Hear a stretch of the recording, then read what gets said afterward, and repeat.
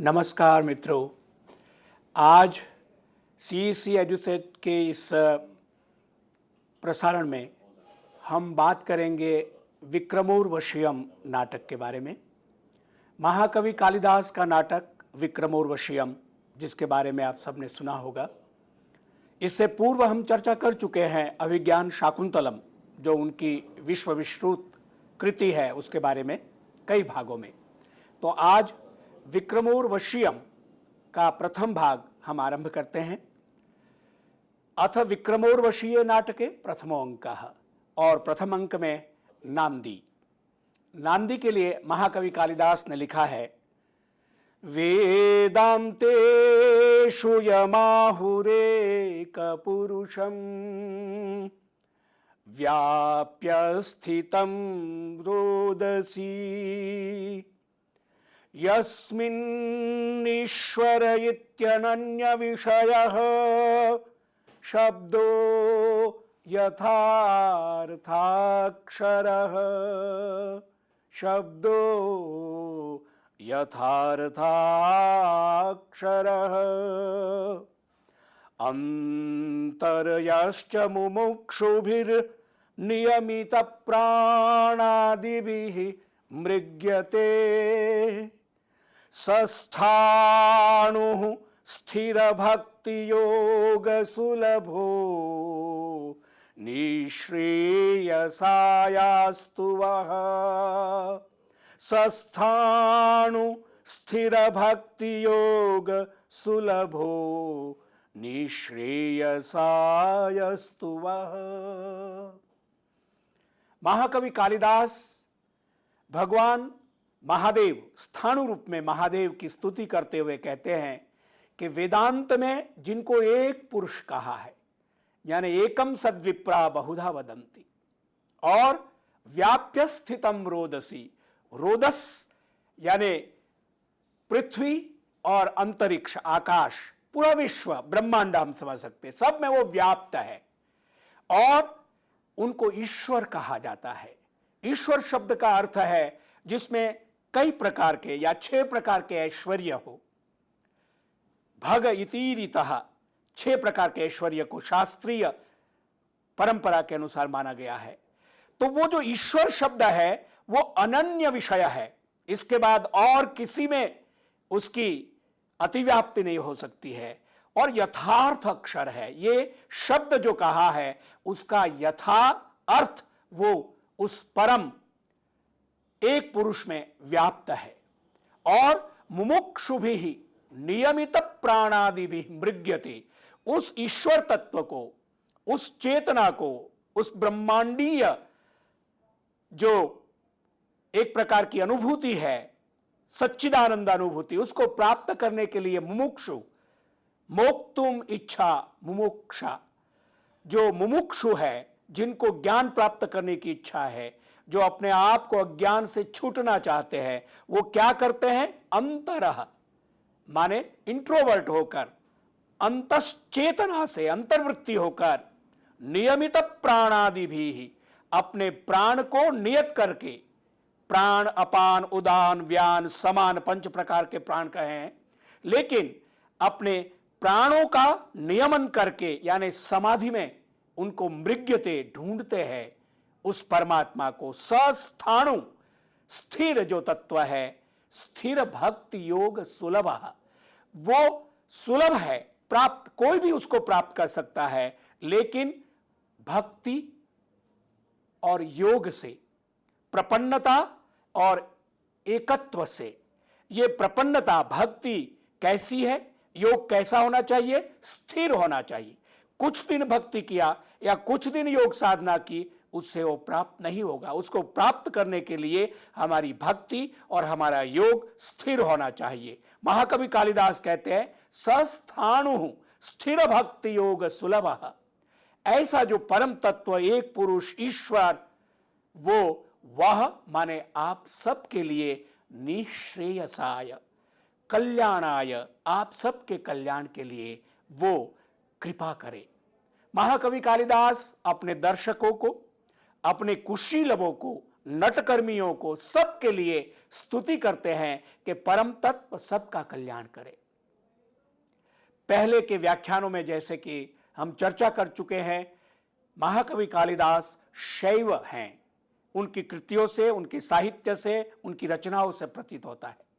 हम याद करें अभिज्ञान शाकुंतलम की नांदी, जिसमें वे कहते हैं या सृष्टि सृष्टुराद्या वहति विधिहुतम या हविर या च होत्री ये द्वे कालम विधत्तः श्रुति विषय गुणा या स्थिता व्याप्य विश्वम या बाहु सर्व बीज प्रकृति रीतिया प्राणिनः प्राणवन्तः प्रत्यक्षाभिस्तनुभिः। प्रत्यक्ष तनु जो अष्टमूर्ति है शिव, वो हमारा सबका कल्याण करे। इस प्रकार से वे कहते हैं। रघुवंश उनका महाकाव्य है, उसमें वे कहते हैं वागर्थाविव संपृक्तौ वागर्थ प्रतिपत्तये जगतः पितरौ वंदे पार्वती परमेश्वरौ।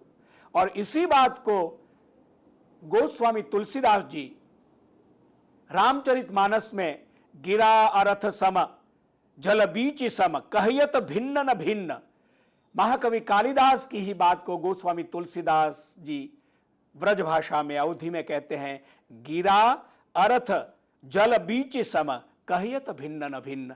वे सीताराम के विशेषण के लिए गिरा और अर्थ की बात कहते हैं। महाकवि कालिदास रघुवंश में शिव और पार्वती को जगत के माता पिता के समान कह के गिरा और अर्थ की अभिन्नता के रूप में उनका वर्णन करते हैं। मालविकाग्निमित्रम महाकवि कालिदास का तीसरा प्रसिद्ध नाटक, अवसर आने पर उस पर चर्चा करेंगे। उसकी नांदी में महाकवि कालिदास कहते हैं एकेश्वर्ये स्थितोपि प्रणत बहुफले यह स्वयं कृत्तिवासा कांता सम्मिश्र देहोप्यविषय मनसाम यह परस्ताद्यतीनाम अष्टाभिर्यस्य कृष्णम जगदपि तनुभिर्बिभ्रतो नाभिमानः सन्मार्गालोकनाय व्यपनयतु सवस्तामसिं वृत्तिमीशः।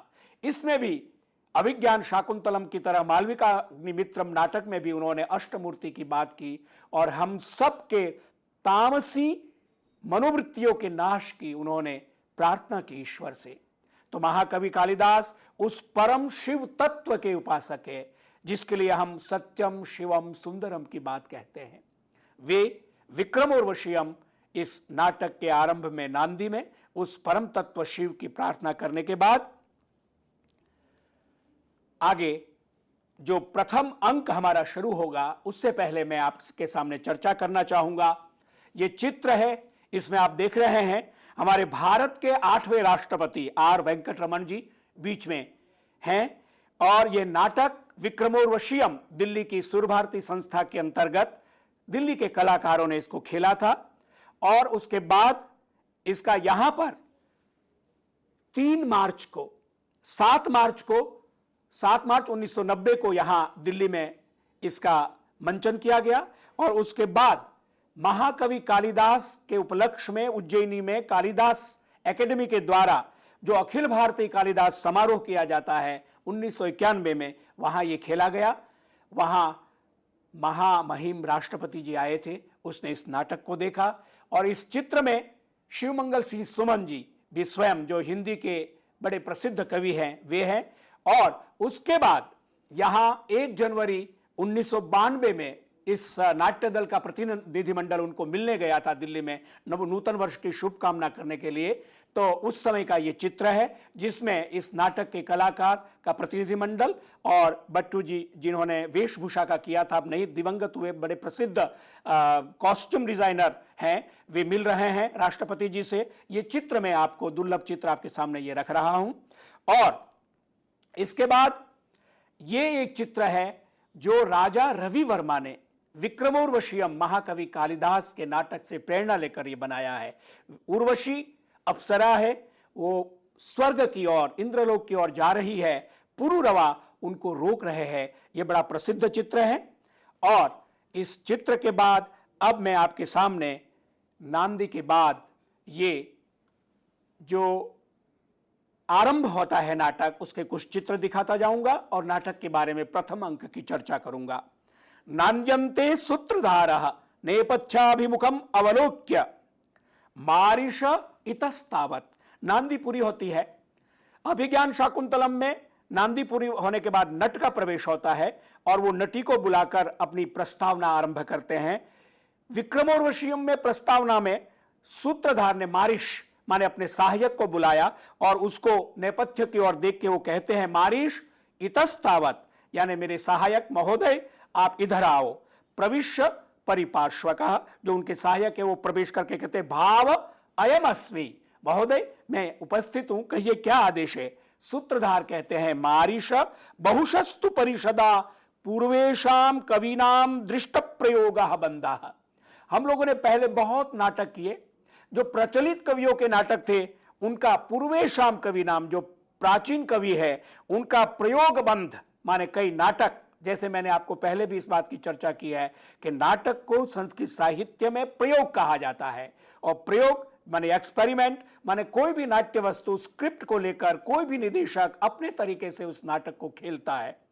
उसकी वेशभूषा, उसका जो बंध है यानी मुद्रा के द्वारा खेलना है, उसमें और कुछ मिश्रित करना है और किसी बोली का प्रयोग करना है, संस्कृत और प्राकृत का प्रयोग करना है, चरित्रों की वेशभूषा कैसी रखनी है, आधुनिक संदर्भ के साथ उस नाटक को प्रस्तुत करना है। निदेशक जैसा चाहे वो प्रयोग कर सकता है। उसका प्रयोग कैसा, वो दर्शक, सुधी दर्शक, सहृदय सामाजिक ही बता सकते हैं कि ये नाट्य प्रस्तुति कैसी रही। तो इसीलिए नाटक को संस्कृत साहित्य में प्रयोग के रूप में कहा जाता है, प्रयोग बंधा। इससे पूर्वेशाम कविनाम दृष्ट प्रयोग बंधा, पहले कवियों के बहुत सारे नाटक हमने इस परिषद में श्रोताओं ने देखा है। सोहमद्य विक्रमोर्वशीयम नाम नाटकम अपूर्वम प्रयोक्षे।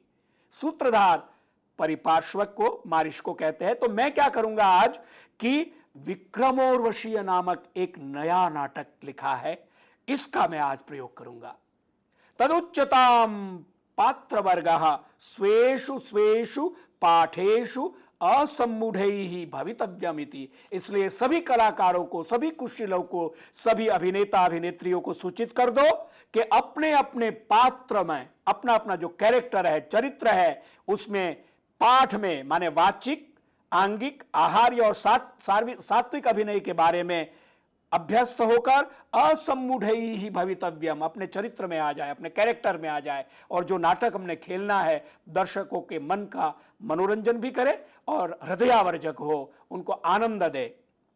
तो परिपार्श्वक कहते हैं, यद आज्ञापयति भावः, भावः माने आदरणीय महोदय आप जैसी आज्ञा करें मैं आपका आदेश सबको सुना देता हूं, इति निष्क्रांतः। और इस प्रकार से मारिश माने पारिपार्श्वक चले जाते हैं। अब सूत्रधार क्या करते हैं, यावद इदानीम आर्य मिश्रान विज्ञापयामि। संस्कृत नाटक की अद्भुत परंपरा, आर्य मिश्र माने जो उपस्थित है रंगशाला में, दर्शक है, आदरणीय सामाजिक लोग हैं, उनको मैं सूचित करता हूं। नाटक की कथा वस्तु की प्रस्तावना के लिए सूत्रधार कुछ सूचना देता है कि नाटक किसने लिखा, क्यों हम खेल रहे हैं, इस तरह की। और आज भी यह परंपरा जीवित है। तो प्रणिपत्य प्रणाम करके आर्य मिश्र आदरणीय सभी सज्जनों को वो कहते हैं, प्रणयिषु वा दाक्षिण्यात् अथवा सद्वस्तु पुरुष बहुमानात् शृणुत मनोभिरवहितैः क्रियामिमां कालिदासस्य। ये नाटक किसका है, कालिदास का है। क्रियाम इमाम कालिदासस्य, कालिदास की ये जो कृति है, ये जो नाटक है विक्रमोर्वशीयम, ये हम आपके सामने प्रस्तुत कर रहे हैं। अवहितैहि मनोभिः शृणुत, एकदम ध्यान से दत्तचित होकर आपको सुनिए और देखिए। प्रणयिषु वा दाक्षिण्यात्, चूंकि आप रंग कर्म नाटक में आपकी रुचि है और आपका प्रणय है, आप बहुत चाहते हैं, लाइकिंग है आपकी, इसलिए।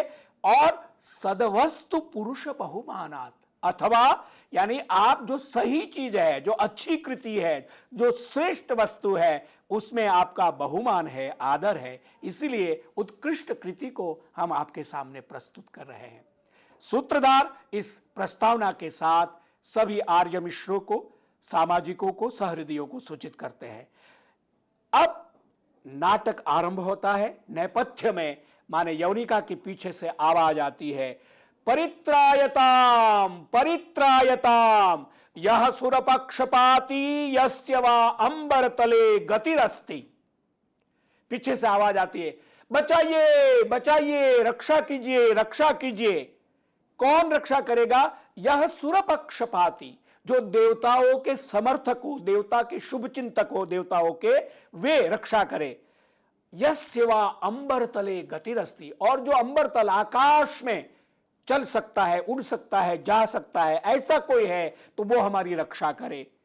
ऐसा कह के सूत्रधार सुनता है कि इस स्वर, ये ध्वनि कहां से आती है। कर्णम दत्वा सूत्रधार, कान देकर सुनकर, अये किम्नु खलु मद विज्ञापनानंतरम कुररीणामिव आकाशे शब्द श्रूयते। अरे, मैंने ये आर्य मिश्रों को सूचित किया कि मैं कालिदास का विक्रमोर्वशीयम नाटक आपके सामने प्रस्तुत करने जा रहा हूं, तो ये आवाज कुररी, एक चिड़िया है, एक पक्षी है, सलेटी रंग की चिड़िया होती है और बहुत वो आवाज करती है, अपने जो कष्ट, अपनी बात है उसको एक विलाप की तरह रोती है। कुररी नामिव, माने कुररी चिड़ियाओं की तरह आकाशे, आसमान में, शब्द श्रूयते, ये शब्द मैं जब तक सूचना दूं ये कोलाहल सुनाई दे रहा है। विचिंत्य, सोचकर, भवतु ज्ञातम, ये कहने का, घटना को उपस्थित करने का एक अंदाज सूत्रधार का, अच्छा अच्छा पता लग गया मुझे। अब इसके बाद इस प्रथम अंक का ये श्लोक, जिसके बारे में उर्वशी का परिचय है, और इस श्लोक के द्वारा वे उर्वशी की जन्म की कथा का संकेत भी करते हैं सूत्रधार। उरुद्भवा नरसखस्य मुने सुरस्त्री कैलासनाथमुपसृत्य निवर्तमाना बंदीकृता विबुध शत्रुभिरर्धमार्गे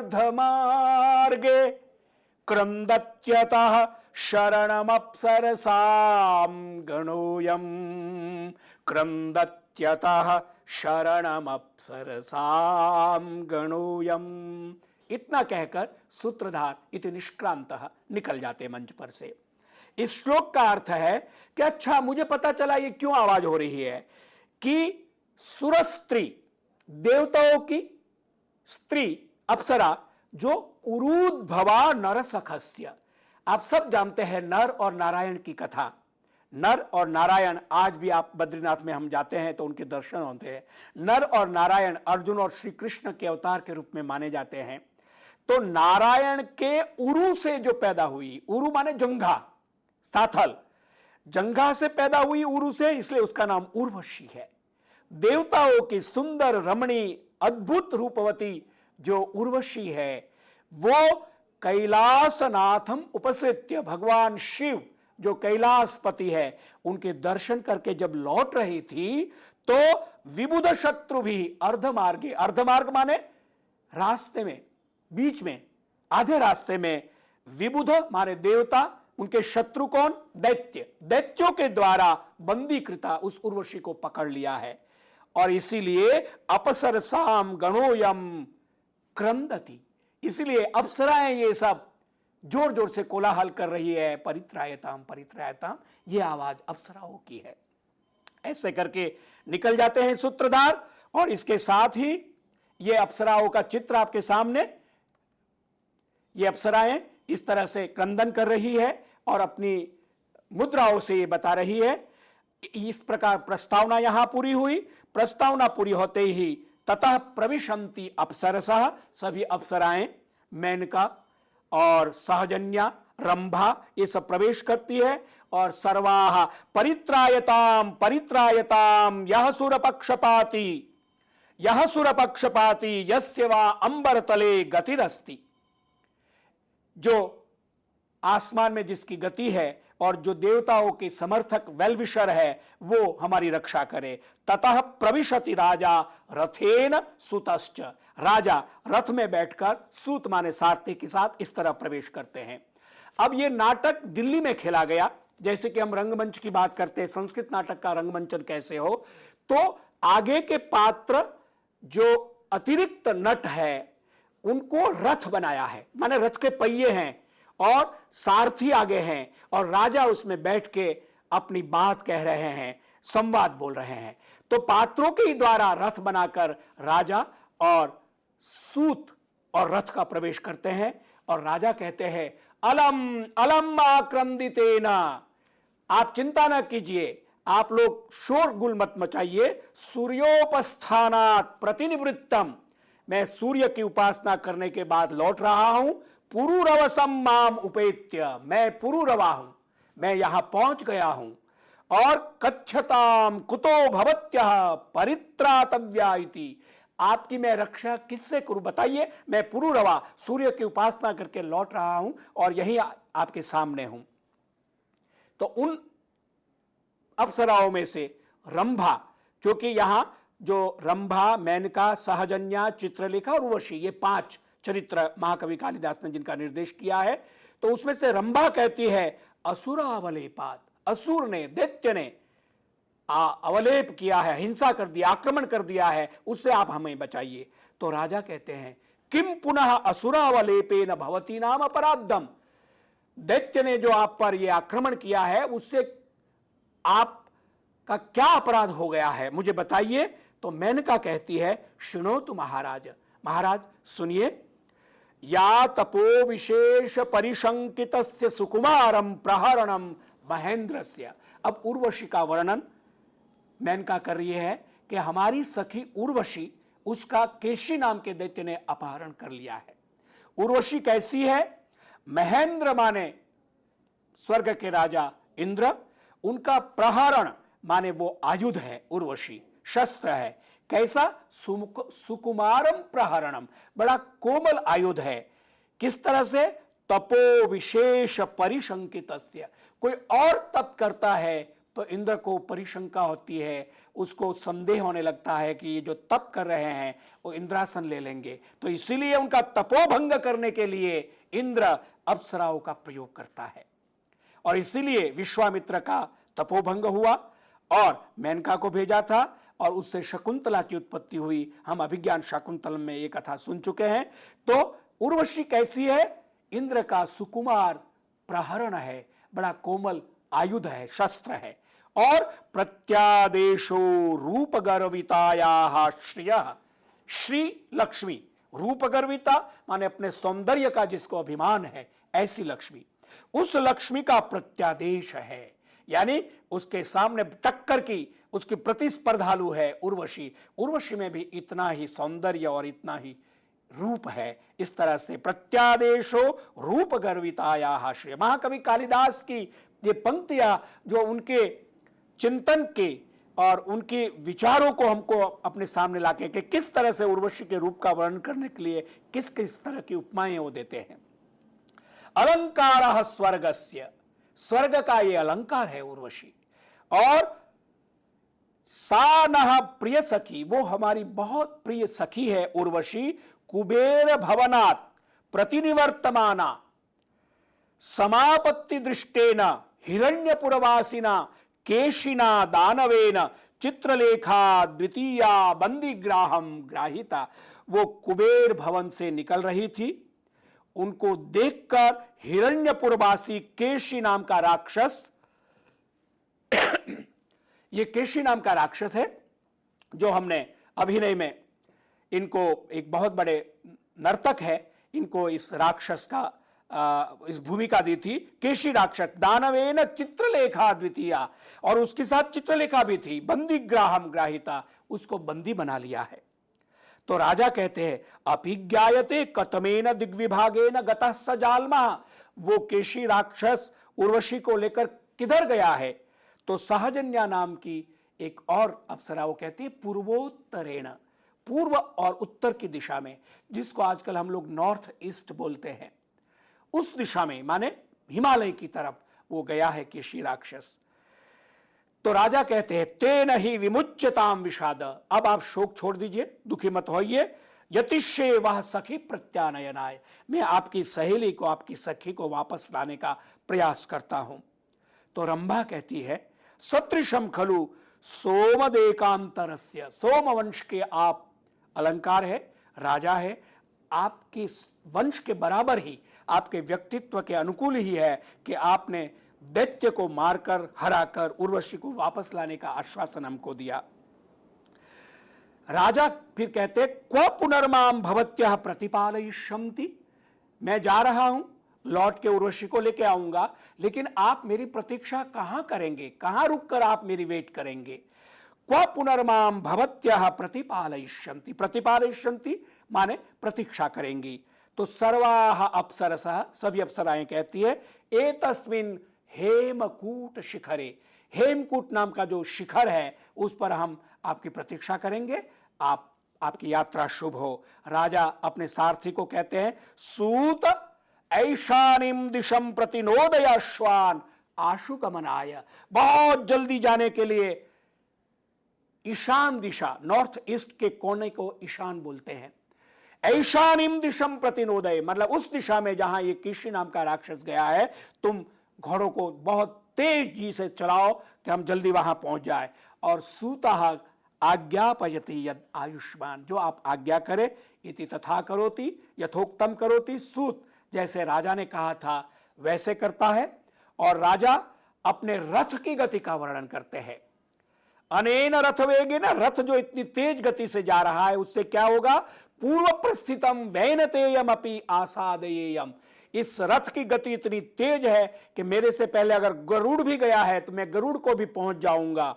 किम पुनः तम अपकारिणम मघोनः, उस अपकारी जो इंद्र का अपकारी राक्षस केशी है उसको तो मैं वैसे ही पहुंच जाऊंगा।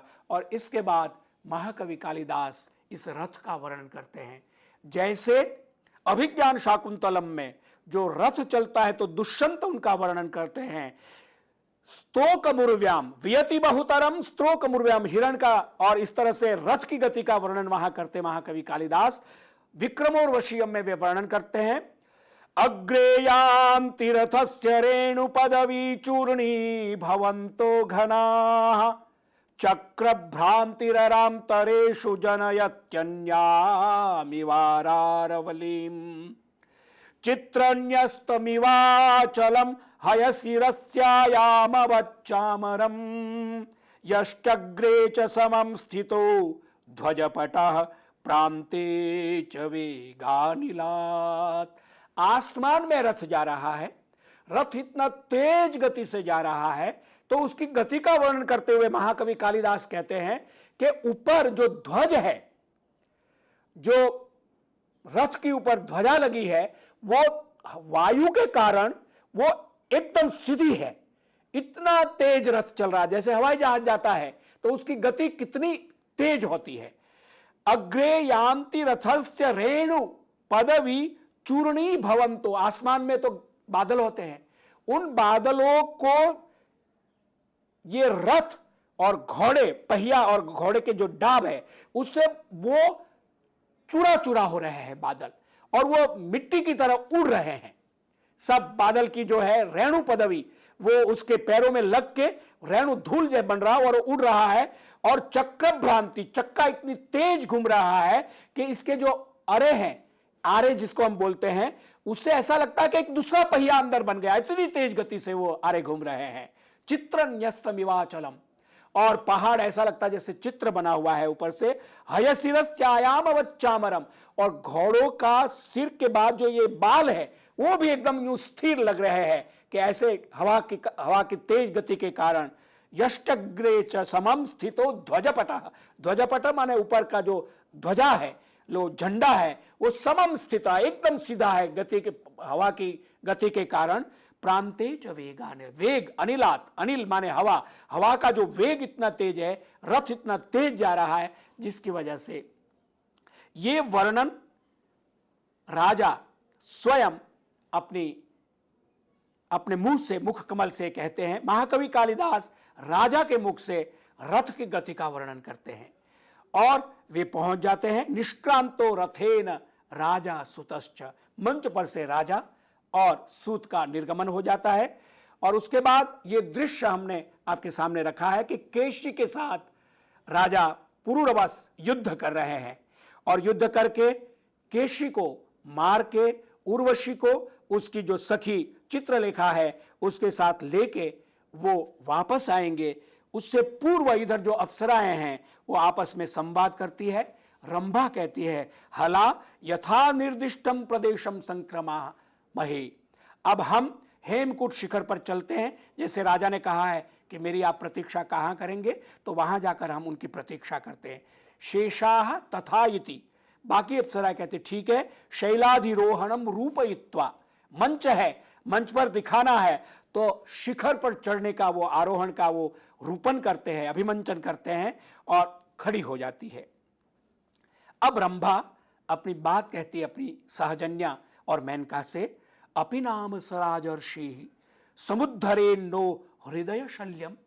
क्या सच में राजा हमारी पीड़ा को, हमारे हृदय शल्य माने हमारे दिल को चुभने वाली बात के उर्वशी को ले गया है दानव केशी, ये उद्धार करेंगे, उर्वशी को बचाकर वापस ले आएंगे। तो मेनका कहती है मा तव संशयो भूत, तुम संदेह मत करो, डाउट मत करो।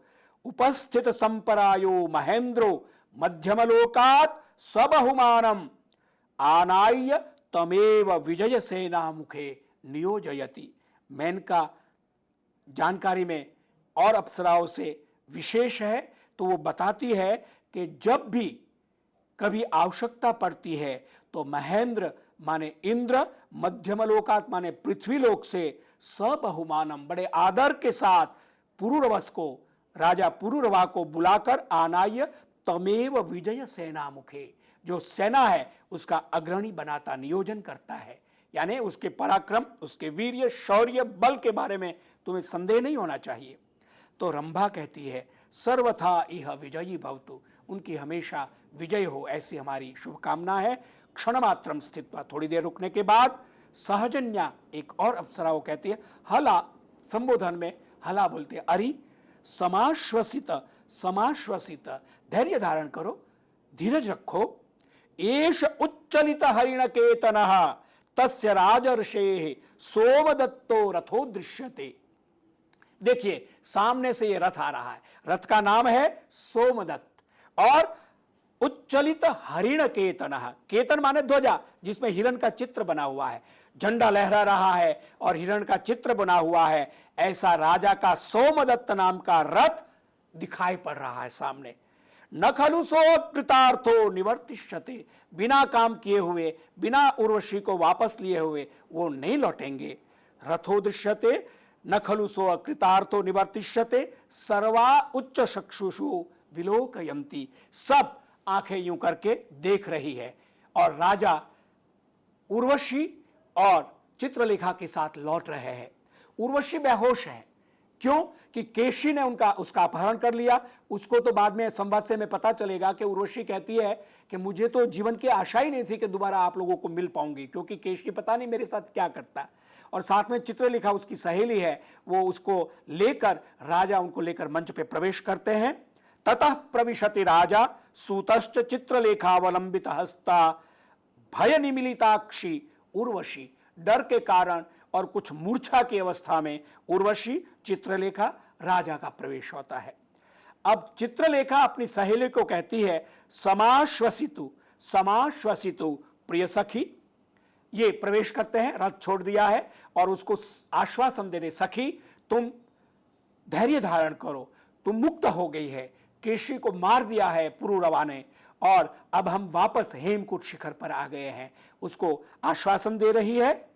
और राजा इस बीच समाश्वसी ही सुंदरी, राजा भी उर्वशी के साथ संवाद स्थापित करते हैं कि तुम धैर्य धारण करो। गतम भयम भीरु सुरारि संभवम, जो सुर माने देवता, अरि माने उसका शत्रु, उससे पैदा हुआ, माने देवताओं के शत्रु केशी राक्षस से पैदा हुआ जो भय है, गतम, वो समाप्त हो गया है। त्रिलोक रक्षी महिमा ही वज्रिणः, इस कार्य की सिद्धि के लिए राजा अपने आप को श्रेय नहीं देते, ये इसके चरित्र की उदात्तता है। मघोनः वज्रिणः, यानी जो इंद्र है उसकी महिमा अपरंपार है, त्रिलोक रक्षी है, तीनों लोकों में रक्षा करने वाली है। तदेतन उन्मीलय चक्षुरायतम महोत्पलम, तुम्हारी ये जो सुंदर सुंदर बहुत बड़ी बड़ी कमल की तरह आंखें हैं, नयन है, उसको खोलो, उन्मीलय। प्रत्यूषसीव पद्मनी, कालिदास यहां उपमा देते हैं कि जैसे सुबह पद्मिनी कमलिनी कमल खिलता है, उस तरह से तुम्हारे सुंदर नेत्र है, उसको खोलो और डरो मत, क्योंकि हमने केशी राक्षस को मार दिया है और वापस तुम्हें सुरक्षित हम तुम्हें ले आए हैं। ये देखिए, और इसमें ज्यादा क्लोज, और इसके बाद आपस में संवाद कर रहे हैं सखिया, और ये राजा अप्सराओं के साथ, और अतिरिक्त पात्र है, उनको पेड़ बनाया है, गिरिशिखर बनाया, इस तरह से जैसे अभिमंचन की बात मैंने संस्कृत नाटकों के बारे में आपसे कही थी कि किस प्रकार से संस्कृत नाटक रंगमंच प्रयोग के लिए हम अच्छा से अच्छा उसका प्रभाव पैदा कर सकते हैं। इस नाटक में जो सुरभारती ने दिल्ली में और बाद में अखिल भारतीय कालिदास समारोह में खेला था, इसमें पुरूरवा के दो पात्र किए हैं, एक तो राजा का शरीर और एक मन। तो मन के साथ उर्वशी जब सोचती है उसके बारे में, या राजा उर्वशी के बारे में सोचता है, तो जो दूसरा पुरूरवा है, जो नर्तक है, वो दोनों का एक हम लोगों ने तिल्लाना करके एक बंदिश रखी हुई थी, जिसमें राजा उर्वशी के साथ नृत्य करते हैं। वो पुरूरवा नर्तक थे, तो उनको प्रवेश करते, और बाकी में जो शरीर है राजा का, उसकी भूमिका निर्वहन की गई है। अब चित्रलेखा का संवाद है।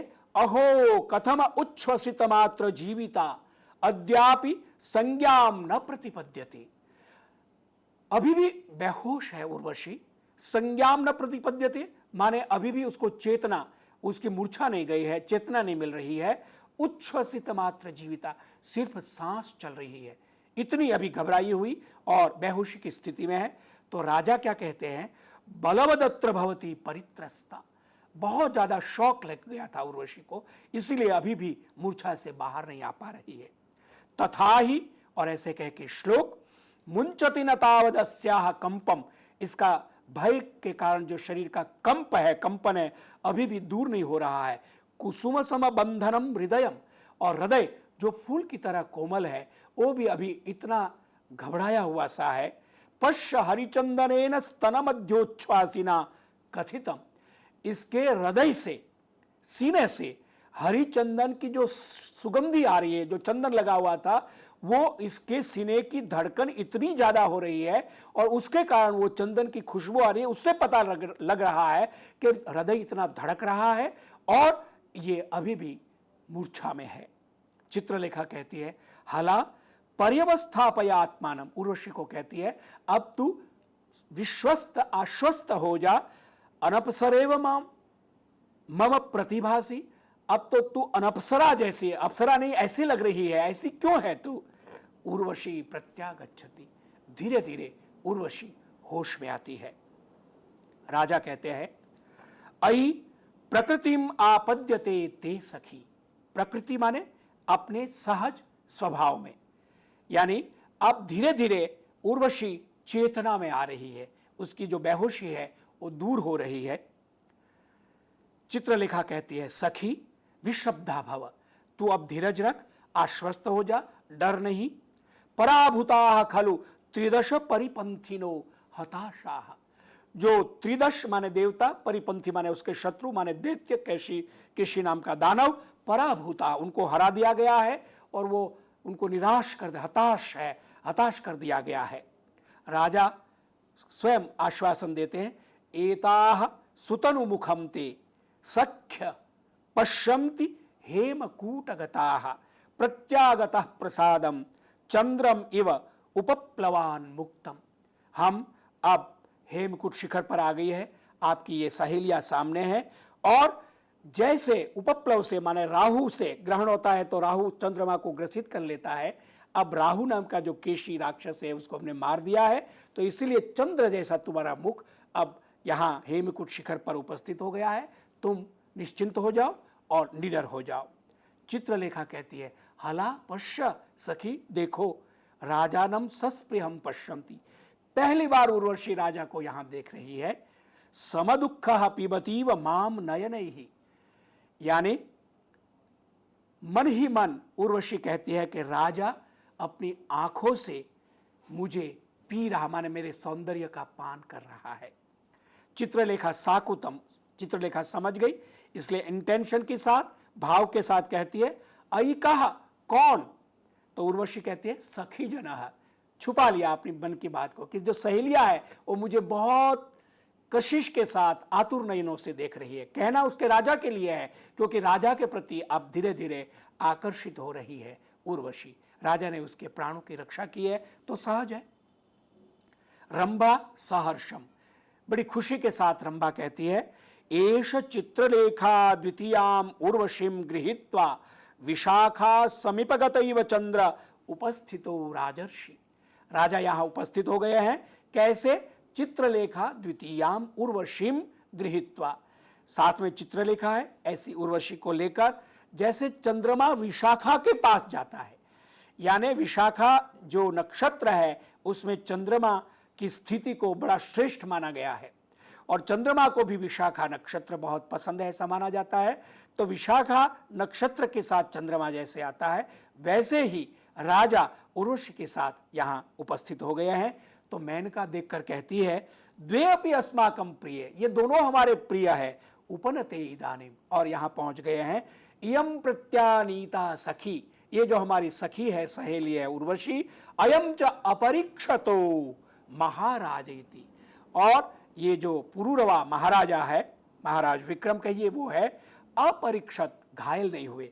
यद्यपि उन्होंने दैत्य केशी राक्षस के साथ युद्ध किया है, लेकिन किसी प्रकार का उनको व्रण नहीं हुआ है, घाव नहीं लगा है। ये दोनों ही हमारे लिए बहुत प्रिय है।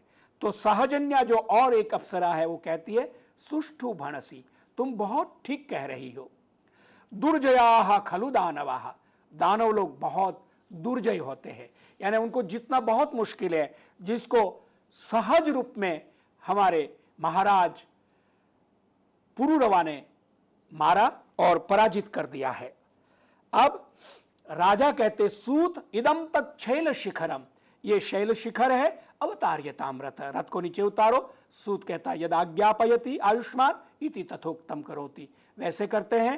राजा अभिनय के साथ चक्रोद्घातम रूपयित्वा आत्मगतम, फिर बोलते हैं उतरते रथ से, कैसे उतरना है, स्टेज पर उतर आते हैं और कहते हैं हंत दत्त फलो में विषमावतार, उसका कंधा उर्वशी के कंधे के साथ लग जाता है और उसके स्पर्श से उसको एक सुखानुभूति होती है पुरुरवा को। यदयम रथ संक्षोभात अंसेनांसो रथोपम श्रोण्याः स्पृष्टः सरोम विक्रियम अंकुरितम मनसिजेनैव, मनसिज माने कामदेव, क्यूपिड, कामदेव, इसके कंधे से मेरे कंधे का स्पर्श हुआ तो जैसे कामदेव ने मेरे मन के अंदर एक प्रेम का अंकुरण कर दिया हो, ऐसा मैं अनुभव कर रहा हूं। इस तरह से राजा अपनी मन की बात करते हैं। उर्वशी सव्रीडम, लज्जा के साथ, अप्सरा है लेकिन उसका सहज गुण लज्जा का, वो कहती है हला किमपि किमपि परतो अप्सरा, अपनी जो सखी चित्रलेखा उसको कहते थोड़ा दूर हटो मेरे से। और चित्रलेखा सस्मितम, बड़े खास अंदाज से हंसकर कहती है ना हम शक्ता, मैं तो तुमसे दूर नहीं जाऊंगी। और रंभा कहती है एत संभावयामो राजर्षिम, अपनी सहेलियों को कहती है आइए आइए हम राजा का स्वागत करते हैं। सर्वाह उपसरंती, सभी अप्सराएं आती है। राजा कहते सूत स्थापय तावद रथम, रथ को रोको।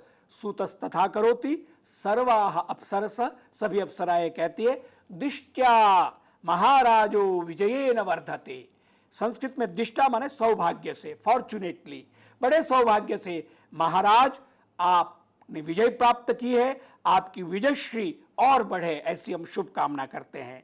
अभिनंदन का एक प्रकार। और राजा कहते भवत्यश्च, आपकी भी विजय हो, सखी समागमेन, आपकी सखी, आपकी सहेली उर्वशी जीवित वापस, सुरक्षित वापस आ गई है, इसलिए आपकी भी विजय हो, आपकी जय हो। उर्वशी चित्रलेखा दत्त हस्ता रथाद अवतीर्य, चित्रलेखा का हाथ पकड़कर रथ से उतरकर हला एत, आइए इधर आइए, सब सहेलियों को बुलाती है। पीड़ितम माम परिष्वजध्वम, एत आइए, पीड़ितम माम, मैं जो दुखी हूं, परेशान हूं, उसको परिष्वजध्वम, मेरा आलिंगन कीजिए, मेरे को गले से लगा लीजिए। न खलु ममाशा आसीत, मुझे बिल्कुल आशा नहीं थी, भूयोपि सखी जन्म द्रक्ष्यामि, मैं दोबारा तुम सहेलियों को मिल पाऊंगी इसकी मुझे तनिक भी आशा नहीं थी। आइए मेरे को गले लगा लीजिए। सत्वरम परिष्वजन्ते, और सभी सहेलियां एकदम उर्वशी को अपने गले से लगा लेती है। सर्वथा महाराजा कल्प शतानि पृथ्वीम पालयिता भवतु। रंभा शुभकामना व्यक्त करती है कि महाराज 100 कल्पों तक, अनंत काल तक पृथ्वी के का पालन करे, महाराज पद को सुशोभित करे, ऐसी हम शुभकामना करते हैं। और सूत उस समय कहते हैं आयुष्मन पूर्वस्याम दिशि महता रथ वेगेन उपदर्शितः शब्दः। महाराज पूर्व में, पूर्व दिशा में कोई बहुत तेज गति से रथ आ रहा है, उसका शब्द सुनाई दे रहा है। अयम च गगनात् कोपी तप्त चामी करांगदः अवरोहति शैलाग्रम तड़ित्वानिव तोयदः। तोयदः माने बादल, तोय माने जल, तोया ददाति जलम ददाति, तोयम ददाति, जल को देने वाला जलद बादल। तड़ित्वान, तड़ित माने बिजली, बिजली के साथ जैसे बादल होता आता है उस तरह से कोई शैलाग्रम हेमकुट शिखर पर उतर रहा है। और तप्त चामी करांगदः, उसका वर्णन करते हुए कहते हैं उसका रंग कैसा है। चामी कर, चामी कर माने सुवर्ण सोना, तप्त चामी कर माने एकदम तप्त तपा हुआ सोना होता है, उस तरह का। अंगद माने उसके अंगों की कांति है। गगनात आसमान से, अयम च कोपी अवरोहति नीचे उतर रहा है। पश्यन्ति अप्सरसा, सभी अप्सराएं देखती है। सभी कहते अहो चित्ररथ, अरे ये तो चित्ररथ है। चित्ररथ कौन है? गंधर्वराज है, गंधर्वों का राजा, जिनको इंद्र भेजते हैं कि आप जाइए। समाचार पहुंच गया होता है कि किस प्रकार पुरूरवा ने केशी राक्षस को मारकर उर्वशी को बचा लिया है। तो इंद्र अपना संदेशवाहक भेजते हैं चित्ररथ को कि जाओ और आप राजा पुरूरवा को सम्मान के साथ यहाँ इंद्रलोक में ले आओ और साथ में अप्सराओं को भी ले आओ। ततः प्रविशति चित्ररथ, अब रंगमंच पर चित्ररथ का प्रवेश होता है। चित्ररथ को का संवाद राजानम दृष्ट्वा सबहुमानम, बड़े आदर के साथ राजा को देखकर, दिष्ट्या महेंद्रोपकार पर्याप्तेन विक्रम महिम्ना वर्धते भवान, आपकी बहुत बहुत बधाई, आपकी बढ़ोतरी हो। आप कैसे हैं? दिष्टा सौभाग्य से, महेंद्र उपकार, उर्वशी को बचाकर आपने इंद्र का बहुत बड़ा उपकार किया है पुरूरवस।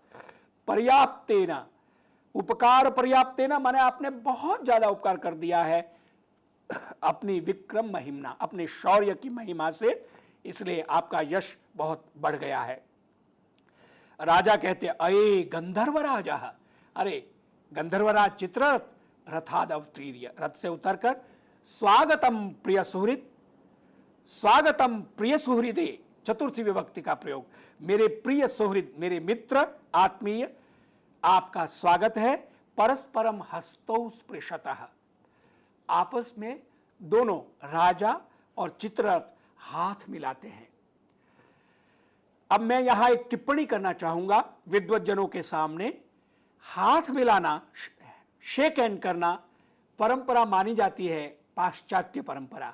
हमारे यहां प्रणाम किया जाता है, हाथ जोड़कर पैरों का स्पर्श करके बड़ों का वंदन और प्रणाम किया जाता है। हाथ मिलाने की प्रथा बहुत प्रचलित नहीं है, लेकिन विशिष्ट जनों में, सेलिब्रिटीज में आपस में जब मिलते थे, गले मिलते थे या हाथ मिलाते थे। और उसका प्रमाण विक्रम और वशियम के दो चरित्र, राजा पुरूरवा और चित्ररथ, ये दोनों, और ये जो विक्रम और वशियम नाट्य कृति है, जो स्क्रिप्ट है, आलेख है, उसमें स्पष्ट निर्देश है परस्परम हस्तौ स्पृशतः, दोनों हाथ मिलाते हैं, गंधर्वराज चित्ररथ और राजा पुरूरवा। चित्ररथ अब अपनी बात कहते हैं। वयस्य मित्र केशिना हृताम उर्वशीम नारदादुपश्रुत्य प्रत्याहरणार्थम अस्याह शतक्रतुना गंधर्व सेना समादिष्टा। मैं अकेला नहीं आया हूं, मेरे साथ गंधर्वों की सेना भी आई है। मैं तो गंधर्वराज हूं, प्रमुख उस सेना का, इसलिए आपको मैसेज दे रहा हूं। लेकिन सेना के साथ भेजा है इंद्र ने। किनसे उन्होंने सुना? नारदाद उपश्रित्य, महर्षि नारद से, देवर्षि नारद से उन्होंने, कि केशी नाम के दैत्य ने उर्वशी का अपहरण कर लिया है, उसको वापस ले जाने के लिए शतक्रतुना, शतक्रतु इंद्र को कहते हैं, मुझे गंधर्व सेना के साथ आदेश दिया है। ततो वयमंतरा चारणेभ्यः, इस बीच में जब तक ये सब क्रिया हो, उन्होंने सुना हमारी सेना आए, केशी को मारे और उर्वशी को बचा के वापस ले जाए, इस बीच में ये घटना हो गई कि आपने केशी को मार के उर्वशी को बचा लिया है, तो आपका यश चारणेभ्यः त्वदीयं जयोदाहरणम, चारणों ने आपका यशगान किया कि राजा पुरुरवा का यश बढ़े, उनका पराक्रम अद्भुत है, और उन्होंने केशी नाम के अपराजेय दैत्य को मारकर उर्वशी को बचा लिया। ऐसा आपका जयोदाहरणम श्रुत्वा त्वाम इहम इहस्थम उपगता, आप यहां हैं, ये सुनकर हम आपके पास यहां आए हैं और आपको आमंत्रित किया है महाराज इंद्र ने। इस तरह से इस कथा का की जो कंटिन्यूटी है, सातत्य है, हम कल माने अगले भाग 2 में कालिदास का विक्रमोर्वशीयम नाटक भाग 1 में आज तक हमने इतनी चर्चा की, प्रथम अंक। आगे की चर्चा कल के व्याख्यान में हम करेंगे। समय यहीं पर पूरा हो रहा है, समय की मर्यादा के कारण आज का हमारा यह व्याख्यान यहीं पर पूरा होता है। आप इस व्याख्यान को YouTube पर भी देख सकते हैं, सुन सकते हैं। धन्यवाद।